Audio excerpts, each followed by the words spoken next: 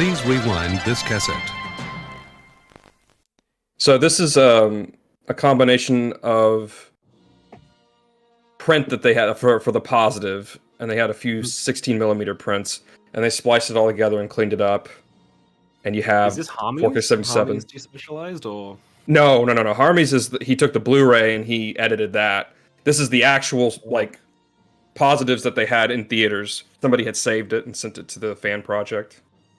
So you're literally watching Star Wars. This is it. This isn't your dad's Star Wars. Oh wait, it is. Oh wait. You just know if this movie came out today, they'd be like, "Oh, it has an exposition dump right at the start. Who made this? Christopher Nolan." That opening, things. that opening font when it explodes, I like to think of that as like the Big Bang for autism. Like this is where it begins. The birth of Sonic the Hedgehog. Yeah, like George just launches it there, and all the autists in the world were like, "We activated." Pursued I by have to Empire admit, Sensei agents, Princess Amy Rose races aboard her starship. Kanye West had some controversial opinions in 2020. The physical scroll does look smoother. Yeah, it kind of has a projection vibe. Yeah. I really dig it. This might be like watching it in a new way. It gives me a new hope. Yeah. Experience. I was like, someone's gonna say it, so why am I even? It gives me a new hope. When did the New Hope like subtitle come in? Was that the 90s or? No, I think so. The 90s. It was Yeah, 'cause it was just Star Wars. the VHS releases, didn't they do that? Added the New Hope. Something like that. It was the re-release or it was the VHS. I can't remember. Yeah, when I was a kid, nobody called it a New Hope. Everyone just called it Star Wars. Yeah. And then in the 2000s, every asshole I knew was like, "Oh, you mean New Hope?" And I'm like, "Yeah, What's I mean New Hope." weird? Wasn't when they changed the title of like the most famous movie ever? Yeah, it's the most famous One movie day. title of all time. It's fucking Star Changes Wars. Citizen Kane to Rosebud. I don't think of them as like I don't think Star Wars The Empire Strikes Back. I just think The Empire Strikes Back, I think Return of the Jedi, and I think of this as Star Wars. I don't think of them as Star Wars thing. That's never how I Well- viewed them. Well, his lawyer said you need to label it Star Wars so people know because people are stupid. Not like people wouldn't know though. It's Star Wars. Yeah, like Raiders of the Lost Ark is the name of that movie. Nobody I know today calls it Indiana Jones and the Raiders of the Lost Ark. Sorry, I do. Oh, you Quite fucking often. asshole. Leave. And God damn it. You Australians and your fucking release of Raiders over there. It's called Flying High over here, not fucking Airplane. Like all these weird different titles. what's like the obsession with quote unquote canon that we have now on the internet? For the Blu-ray, they literally like changed like the tint of the movie to look more blue. And that always annoyed me. It's like much That's one darker. of my biggest pet peeves in all of movie history is the tinting, the like after the fact to make them look high def. Lord of the It's Rings has very that poorly. saturated. Yeah, I've thought that with Lord of the Rings. The movies I saw in the theater don't always, except for the DVDs maybe. I haven't watched the high def, but sometimes when I see high def on streaming, I'm like, this doesn't look the Blu-ray. same as it did when I was like younger and saw like the grain is a big part of it. Oh hell yeah. Yeah. They take all the color out of these movies now. The Matrix it's always the big movies too.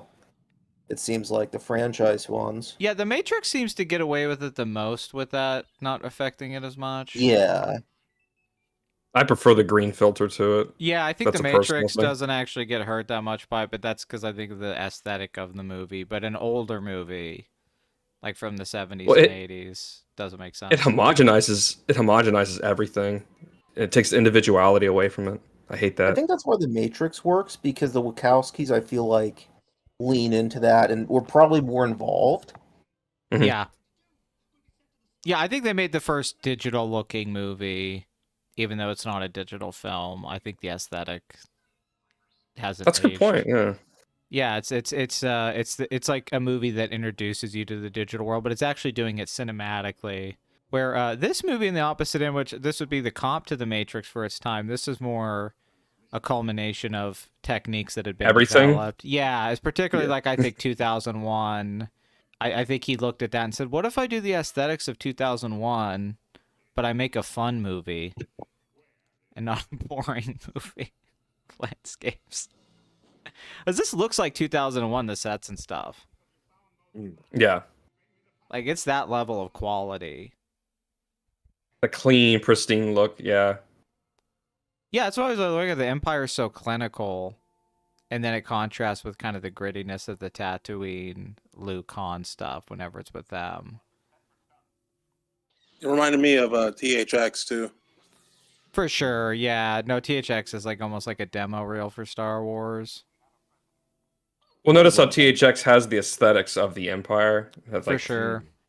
the paternal inanimate sort of thing. Well, I think that's the Jabba issue with scene. Star Wars, is that they want to make it modern, and you can't divorce it from its era. And No, you there's a can't. part of us that have to accept that its time has come and gone.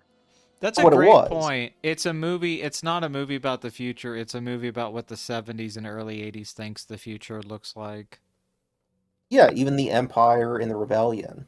Yeah, it's the That's still aesthetic. like hippie 70s stuff.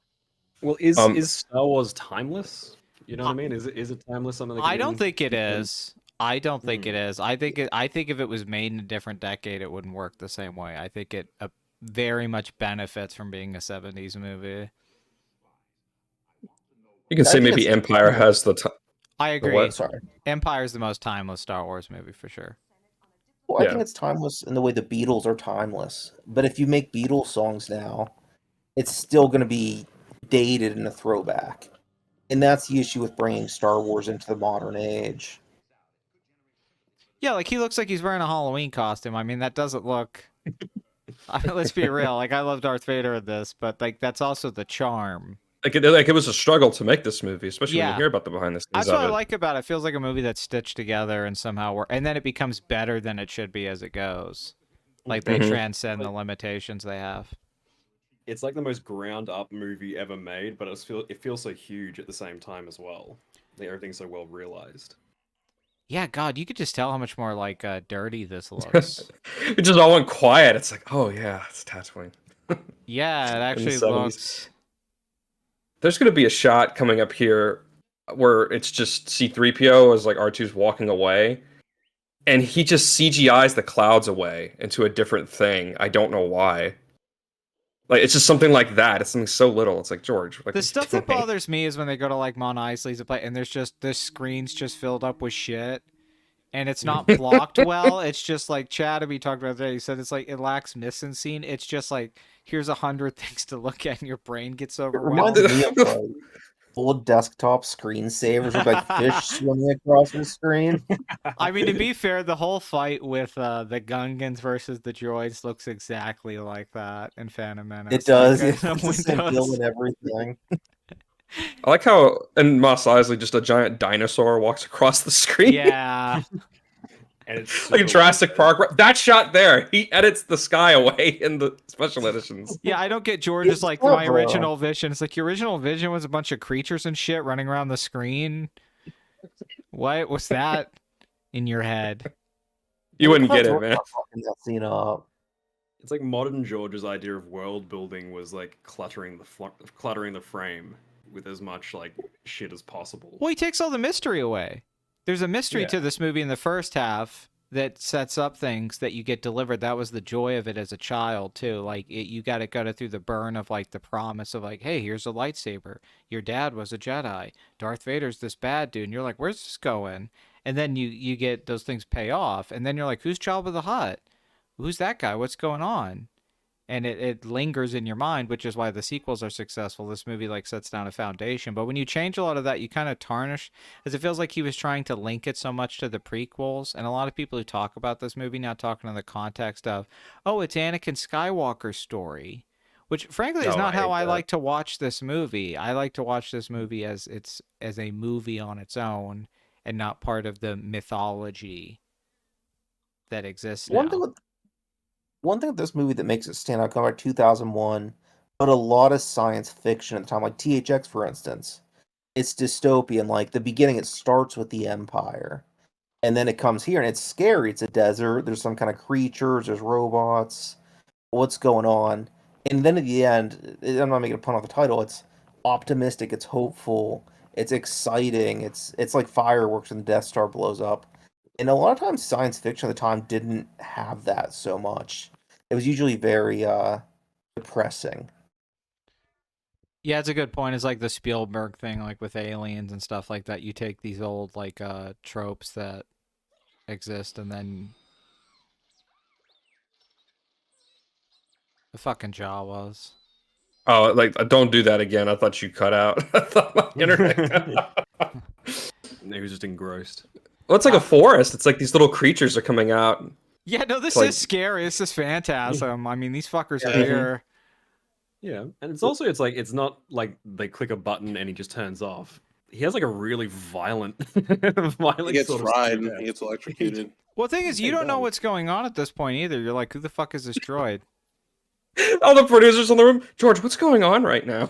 Yeah, like you're sitting in the Dude, then theater this is, seeing this. Fantastic Planet. You're like, what is going on in this movie? There's these little creatures with hoods on and they're carrying a robot. Why? There's been no character introductions yet, except for Darth Vader. Like, Leia's introduction really isn't an introduction. That's very Terry Gilliam. That shot looks like Time Bandits.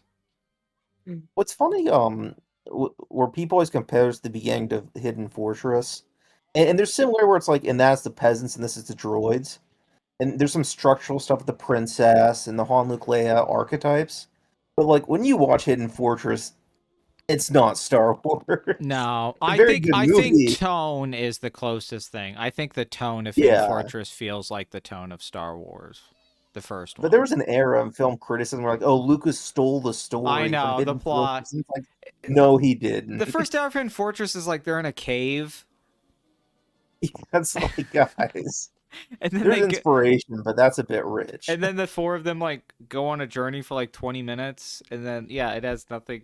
Yeah, and it's like the guys are the leads in that, like the two thief guys or whatever. R2D2 Yeah. and C3PO are not the leads of Star Wars. Well, George says they are, so nah. Yeah, that's always been the point. It's like they're not the main character. You're not seeing the story through their eyes. This isn't Wall-E. Doc Droid. Go on. Yeah, this is really impressive. It looks so good. Looks creepy too. Yeah, it's Sid's room in Toy Okay. Story. Looks like Ridley Scott.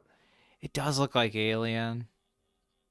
Yeah, it's Looks got like the different shadows are actually aesthetics. dark.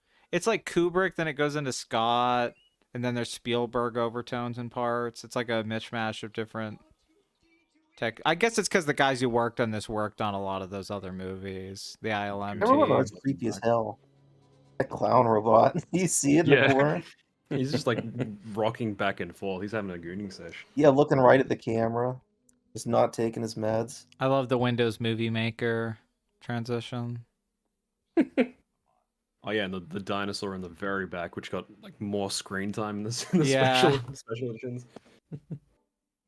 Well, Books that's are that's the thing. Adding that shit because it's like it does. Because I think kind of the emptiness is part of the appeal, right? The emptiness of space. It is a desert. Yeah, Tatooine's like there's nothing there. So I don't know. It just creates an ominous feeling. Old West Dog. Also, it's the opposite of what Lucas wants. He wants it to be wonderful, but it's just irritating. It's an irritating world. Yeah.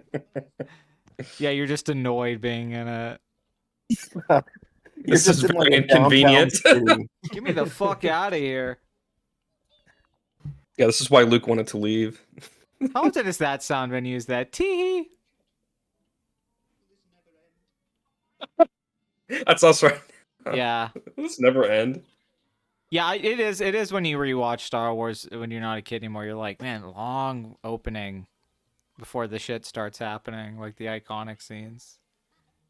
It's a lot of droids walking around and guys going. A ton of special effects, though. Like, more than most whole movies. Yeah, it's true. There's stuff to look at. Yeah, it's weird. It's almost teasing you like you're watching a more silent science fiction film, and that's not what this movie is. But it feels like One one thing right now. Yeah. Finally, our protagonist. Thank God. One thing I love about I guess the prop design especially in early Star Wars is everything feels like the blasters are just parts or like deconstructed guns. Like isn't like Han Solo's blaster is just a Mauser with a scope on top. It's super DIY. Same with the robots; they all just look like trash cans with little bits and pieces added there, That's a good as point. opposed to something. It is But like that's things in a slapped childhood together. imagination. It's slapped together, but doesn't feel like lazy. It feels like Hey, Destroyer, can I ask you something? Yeah, what's up? Thank you. Is Vader? Now I know I always bring up the race stuff with you because you're our token, and we can't talk about these things unless you're here. Is Vader like a black icon to your people? Like, is he like cookout coded? I've often wondered because it feels that there's that yeah, he's vibe. cookout coded. Like you guys are like Vader's ours, Yeah. even if Anakin is not. Well, I mean, Anakin's cookout coded too. If you've seen Revenge of the Sith. Oh, it's because he's not around when his kids are being raised. I wasn't gonna Yeah. say it. I'm glad you did. Yeah, I'll take the heat.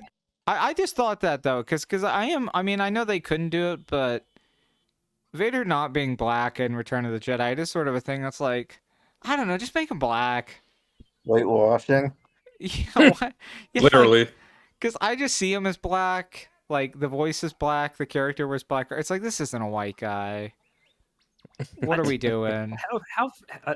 but the reveal of very white blonde hair white Luke, A very pasty taking off white his dude. Yeah. very pasty You white mean dude, Aryan? taking off Vader's mask, and it's just just like a black Could dude. just be an albino black guy. Return of the Jedi. Yeah. I like how Lucas Loki made his mom Jewish for the prequels because Natalie Portman's Jewish. Yeah, he's like a blonde, like white kid in this. He's like That is true. It is a little Aryan, like Luke is the perfect. blue eyes, blonde hair. Yeah. Yeah. That is odd. Grew up on a farm. Just listen to Wagner. Like he's like a on his little phone. retard. He's I like, was thinking of "Woo!" Wagner. The Yeah, shit goes like woo woo. what's the fourth He ring makes- cycle he called makes- again? He makes train sets and shit. He's Yeah, that's Luke. He plays with trains. He's on the spectrum. It's our boy Luke. He really likes trains. No, it took me years to because I never caught on young that like, oh, Lucas George is self-insert, and then once Of that course. clicks in, it's like everything dorky and annoying about Luke in this movie makes sense. Like he's a fucking nerd, and then it's like you're a nerd, but what if you were the secret hero of the universe? the power fantasy. I mean, that's just every author in like literature. It's just every character's a self-insert, so I don't mind that. I don't mind. He makes it I interesting. just didn't perceive it as such for a long time. Like when I was younger, I didn't think about Luke Skywalker being because I think as the series goes on, he becomes less of a self-insert. I think he's much more of a self-insert in this movie. Well, he That's becomes also very an mechanical Biden and like very weird talking in Jedi, and like George kind Yeah. of does that. So I don't know. Well, then the Empire George was the cool one, I guess. I don't know. That was like leather jacket George driving around in a Ferrari or something. With David Lynch. This is like the first time he's seen a woman besides his aunt, probably, right? This is There like- was a woman who was in the other scripts that he had a crush on. This is I don't like, know her name, This though. is like me finding Pornhub on LimeWire or something back in the day. Like, keep playing the video, R2. One moment. Zip. No, put it back on. Master Luke, what are you doing? Mom, my computer had a I'm- virus. I'm enjoying my lightsaber. Hold on. Do you think Luke has like a stash? Oh, Yes. like he has some weed, some Tatooine Yeah, weed. you meant a Like a mustache. stash And I was of like, porn, but no. sure, he's got some weed. Yeah, he's got a stash of weed on Tatooine. Death sticks. Well, the problem with Luke in this movie, because I don't think it affects the other ones, is that he's clearly written to be like very young. Like his posture and how he's doing things is like, it's like he's almost supposed to be 14 or 15, but Mark Hamill's clearly like a grown man. Well, it's So- weird because it's like Phantom Menace is the opposite with Anakin. That's true. It's a little kid that like can do everything. He like drives pod racer stuff. Yeah, it's kind of dumb now that you mention it. A little kid even pod racing's insane. He's like a 10-year-old, and it's like, yeah, he can do this. His mother clearly did not care about him. Yeah, he clearly should be like a teenager in that movie. Like He should be. like a 16-year-old. And you'd go, that makes sense. He's like a kid who rides dirt bikes or something. He pod races, but he's a little Like- child. But It's he's such also a like movie a MILF trope. hunter. The genius kid, and like I've never met a smart kid in my life. Like they're smart for their age, but they're not like, I've never met like an Einstein baby or What something. about a baby genius? Have you met one of those? No, never. Yeah, the are you Like- smarter than a fifth grade or the young Sheldon archetype, and then yeah, you're around like a Yeah. 7-year-old. They're fucking dumb as shit. Yeah, the smartest baby I know would be the stupidest adult I know. Every time. Well, it's like they're just a lot of it's just they memorize facts. They don't have wisdom. Yeah. They don't have life experience. It informs their actions if you meet people who are smart for their age, but clearly not, world weary. Yeah, in the movies they always have the kid like has to teach the adults how to do things, and I'm like, when has that ever happened? When has a child ever showed people the way? What happened to Jerry Woody? Maguire. It's true. You say that every year. They had to show their parents how to use the remote in the nursing home. So, I have a question. Did Mark Hamill dye his hair for this movie? Because he has like brown hair for the rest of his career. Good question. Well, that's I also don't just the know. thing with blonde. That's just the thing with Sometimes blonde people is they get like darker hair by the when life goes on. Like my dad was like jet blonde like Mark Hamill, but his hair is now like black, like really Yeah, that dark happened to brown. me. Yeah, but are you usually younger when that happens? Like that happened to me, but I was like Yeah. a little kid and I had blonde hair, and then my hair got browner as I was like, but not when I was in my 20s. I don't think that happened. Mark, you're gonna have to be the proto-Aryan in this movie. You're gonna have to be Siegfried. I mean, my problem with the look of Mark in this, even though it's iconic, is like because I think he was on 8 is Enough. That sitcom. He clearly looks like a David Cassidy. He looks like a guy that was on a Brady Bunch type show in the 70s. Oh yeah, I've seen that. Yeah. Yeah, that's what Mark Hamill looks like in this movie. Because it could be like anime hair, and I think it would hold up really well, but it's kind of a little too 70s. Oh, it gets worse in Empire though. Like I can forgive it in this movie. It's Oh, the kinda cut in cool. Empire is just cruel, and he has the scar on his face from the car accident. It's like, what happened to that cute guy? And then the Yeah. holiday special. Yeah, because he's There's a bowl really cut in that. because he's really handsome in this movie, and then he's never handsome again. Mark Hamill for the rest of Everyone in his the life. holiday special looks like glazed and not sober. I don't know what it is. I doubt they were sober. I didn't think sobriety was invented until like 2001. Yeah. I think it was like 9/11, Yeah. and people were like, Yeah, we gotta maybe stop it's- drinking. It's on Things went second together. tower fall. Oh my god, two of dude, them there's 2 shit. fucking suns. Holy shit! This ain't Kansas. John Williams did for this movie what like Phil Collins did for Tarzan. It's just like you didn't have to go so hard. Yeah, I would question if this movie is. I think half is good. I think 50% is fair if it did not have the John Williams music. I really think it would diminish at least that. And then if the sound of the movie as well, I think would affect a lot. Like this is a movie made in post-production, at least from that standpoint, not necessarily the story, but What if it just wasn't like? Because we always say if it wasn't for the score, we assume it would have like a mediocre score in place of it or something. What if it had an Oh. outright bad score and sound? What if it had design? what if it had needle drops? oh, a soundtrack. That'd be kind of cool. Oh, I thought you meant like they're doing heroin. What if it had Yeah, football like in it? they put like Aerosmith or fucking like Led Zeppelin. The trench run What with if the it levee had- breaks. Well, it's just a didn't bunch of Queen do trashy the 70s soundtrack- guitar riffs. Like that would be didn't Queen do awful. the soundtrack in the Flash Gordon movie. Like imagine like, Linkin Queen Park doing, at like, the end background credits. I mean, I'm sure there is some kind of like stoner edit of this that's like Pink Floyd videos. compilation, Dark Side of the Moon with the trench run. Dark Side. I'm of the sorry. I Moon. just wanted to point out. It always makes me laugh that Bruce just wearing a jean jacket. Like, I mean, this is a '70s movie. Yeah, no, they couldn't. In earlier cuts, she was wearing jorts. How did they get the ship to float? That looks awesome. Oh, it was a. Yeah, They had Like, this a wasn't. like a mirror on the bottom part yeah, of it. it's a mirror, so This the, was This an was an the elephant. This was an desert. elephant. Right? You Yeah. can kind of tell it's a mirror if you look at it enough, but Yeah. it is smart. And you could still do that effect today. That would still work. I think off screen right there, something's holding it up from the back for that particular shot. Like if you a look closely, you could see C-3PO's mouth doesn't move when he speaks. you can see R2 doesn't talk. Cinema sins. Oh my god. That shot's always crazy with the sand guys just like holding the thing. Honestly, like, those guys would be irritating, but it would do wonders for anger management. Like, if you just, like, got in a fight with, like, your spouse and you could just go to the desert and fuck one of those guys up, I would that make me feel so much better after, That'd like, make me feel a better. shitty day. So you're saying That's a the very scene unique Attack of perspective the there. I Clones- never thought of that. I never the scene thought in of it Attack of the that Clones way. is like Because they're not Like- humans, they're just vermin.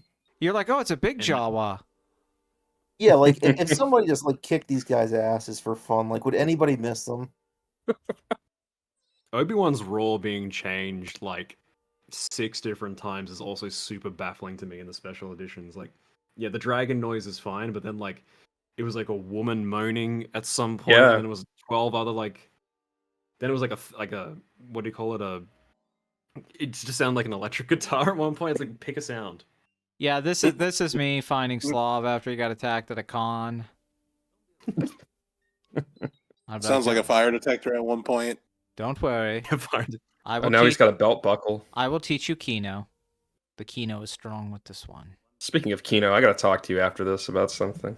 Oh, okay. Ben? Let's just say I listened to the Brett Easton Ellis podcast, and I was gonna say fuck you for that. Oh, you're welcome. I'm a Patreon subscriber. So I am now too, and I kind of regret it. Oh yeah. No, Brett. I mean, I hate that. And Tarantino and Avery talked him into it. They're doing paywall podcasts. I'm like, fuck off. Paywall. The way he podcast. talked Quentin into doing it. Yeah, the Video Archives podcast is paywall now, and they took down the whole fucking show off Spotify. How much is it? It's like $6, which isn't anything, but it's also like, what? Why would you charge? Just get sponsors. You're Quentin Well, fucking it's a- Tarantino. You're worth $100 million. You don't need me to pay It's a for your bit goddamn podcast. Or it's a bit steep for, like, a single podcast, because, like, what, Netflix and Max, it's like 18 for their whole library, versus basically one audio show. Yes, that comes out like exactly. Yeah, to subscribe for a monthly fee, and you're only gonna upload like let's say an episode a week. It is kind of like Like, you get, like, $3 or something. I'd get it if they weren't rich.